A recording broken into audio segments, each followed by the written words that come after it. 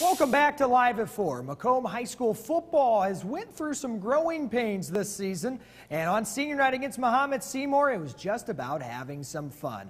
The Bomber seniors leading out the rest of the team on Friday night. Some trickeration early on for Seymour, a direct snap to Lucas Morgan, who rumbles up the middle for the Bulldog touchdown. Macomb this year still trusting in the spread in the first quarter. Here's a 12-yard gainer on the bubble screen, but that drive came up empty, though, for the Bombers. The Bulldogs, a lot of their drives did not come up empty. They did a good job in the first quarter. Here around the edge, the quarterback Jordan Veldman keeps it himself for 6. The Bombers, though, will get on the board in the second quarter on a hard-nosed run by senior Ben Gentry over the goal line. He definitely earned that one, but it was too much ground and pound for Seymour. A draw play to Dylan Gates was the icing on the cake for the Bulldogs.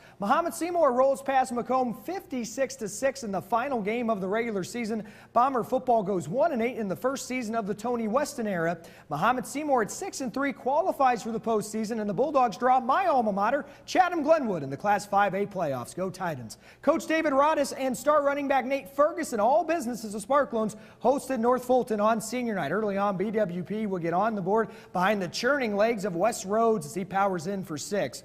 Then, how about the Nate Ferguson show? He bursts up the middle, not even touched, takes it in for 6 more. BWP up 2 touchdowns in the first half. How about the quarterback Charlie Hensley? He's like, I can run it too, takes it himself around the end. The Sparklones hardly went to the air on Friday, but they didn't need to. Man in motion for BWP.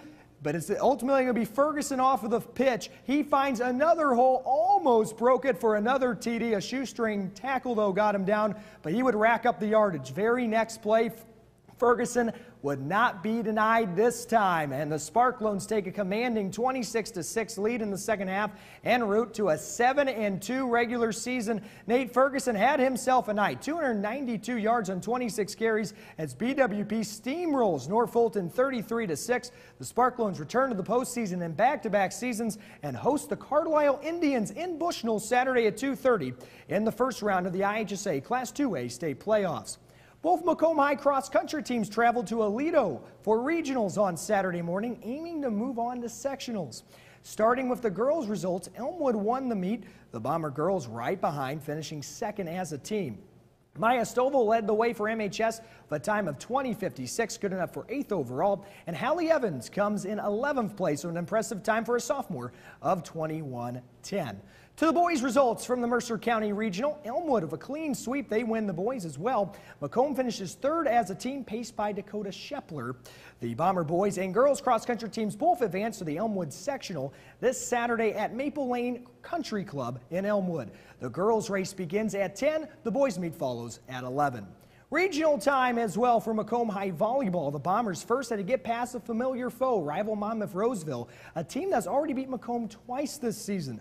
Would it be a 3rd time's the charm on Monday?